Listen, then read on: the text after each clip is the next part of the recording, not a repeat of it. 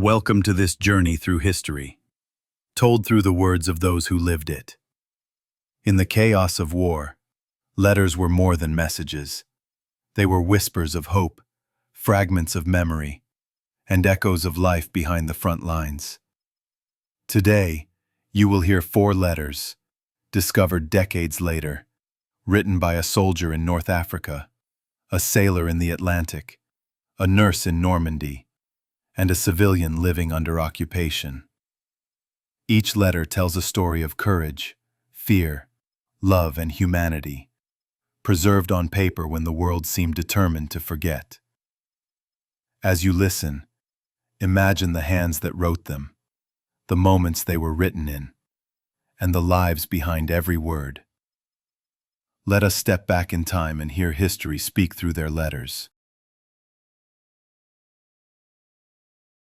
Dear Emily, I don't know if this letter will find you. The mail here moves slower than a tired camel, and the sand gets everywhere. Inside our tents, our boots, even inside the envelopes. Still, I'm writing because it feels like I'm talking to you. It's strange how I can still picture you in that blue dress, sitting by the window when the sunlight hits your hair just right. I keep that image with me, Emily. Out here, with the endless desert and the noise of the guns, that memory is like a cool breeze. We've been stationed near Tobruk for a week now. The days are like fire, and the nights cut through your bones.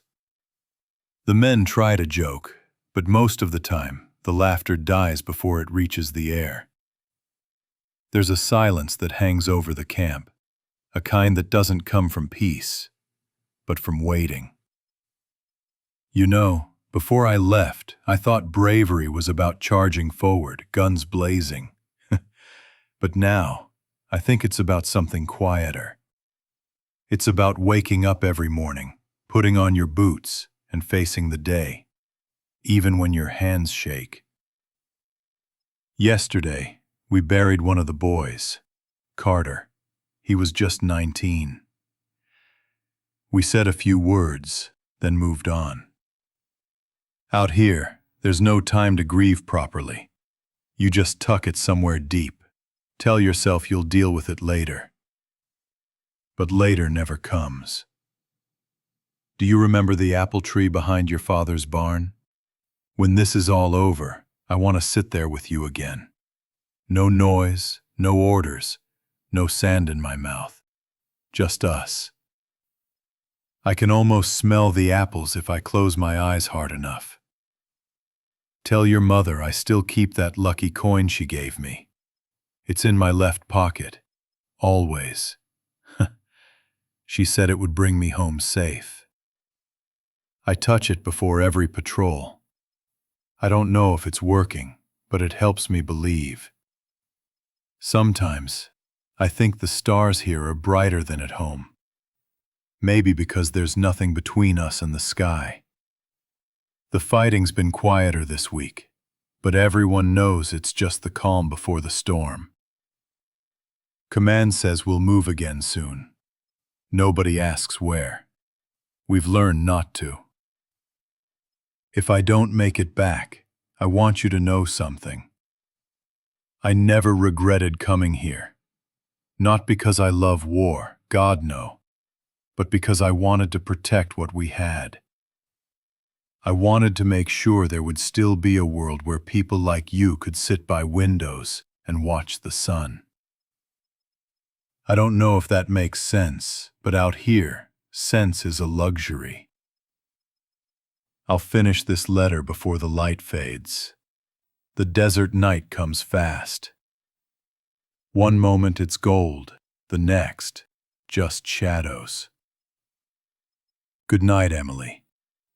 If the wind carries this letter home, know that somewhere, beneath the same sky, there's a man who loves you more than life itself. Yours, Thomas.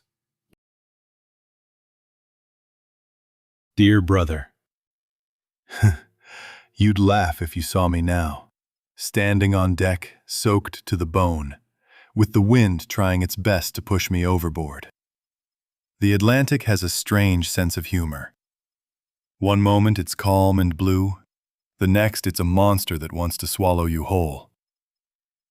I've gotten used to the rhythm of the sea, the endless rocking, the creak of the ship's hull, the smell of salt mixed with oil.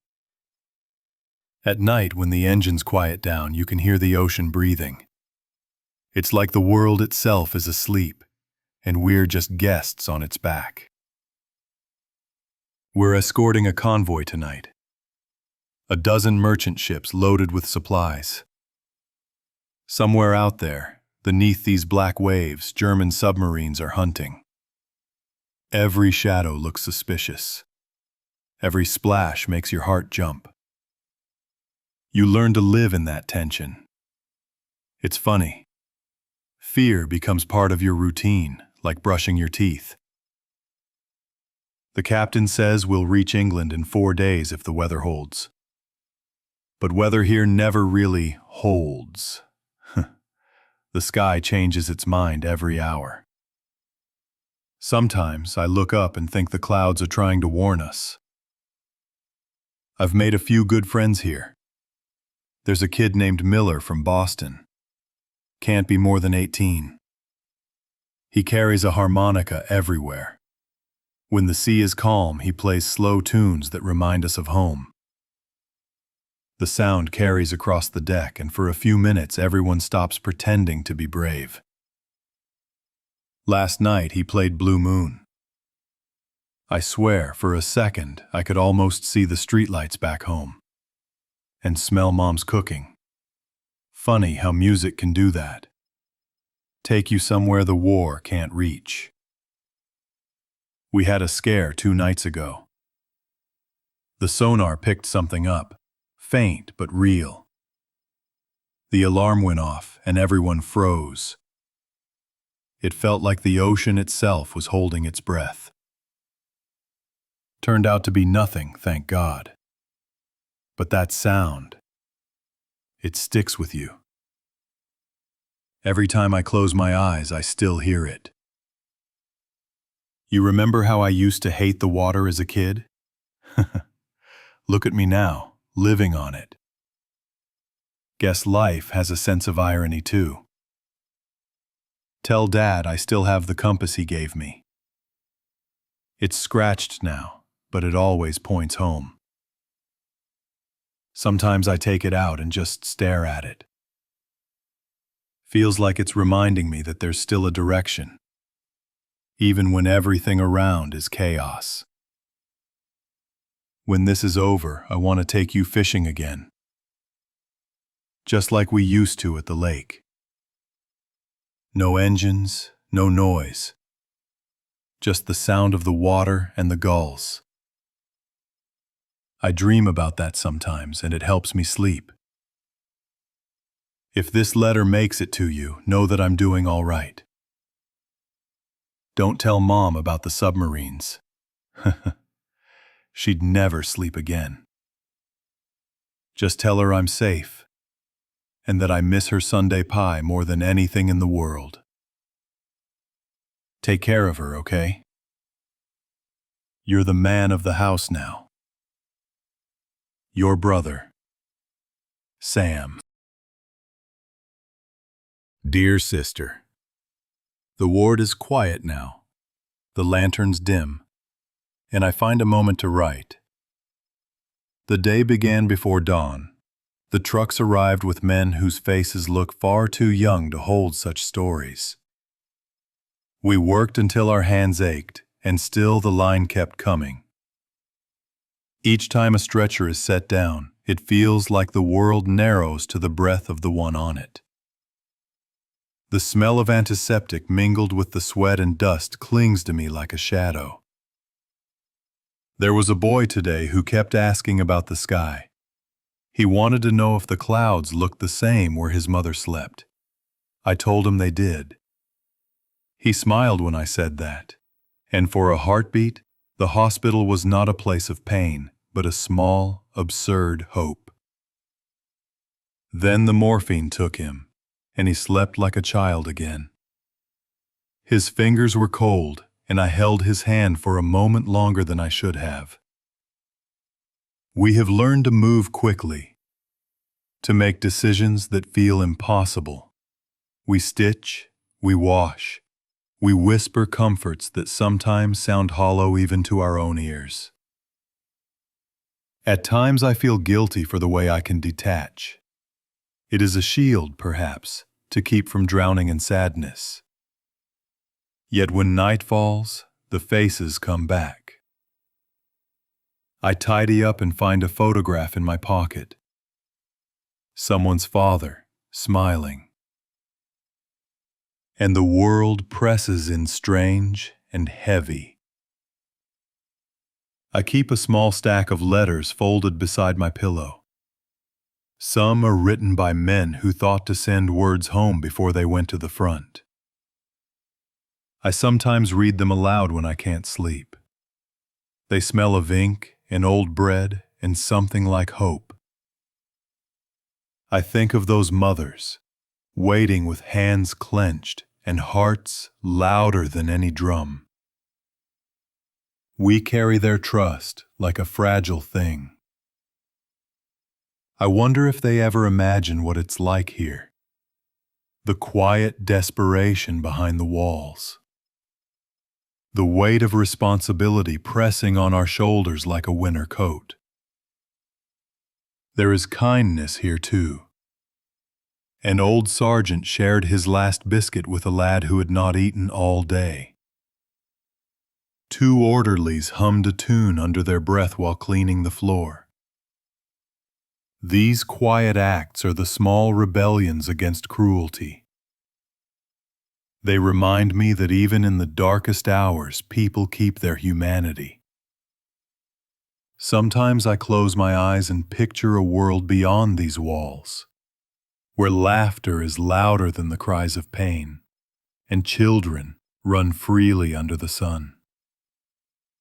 If you read this years from now, remember we did what we could. We were tired, yes, and often frightened. But we tried to be gentle. That is all any of us can hope for. To be gentle where the world is unkind. And still, even in exhaustion, we find moments of light.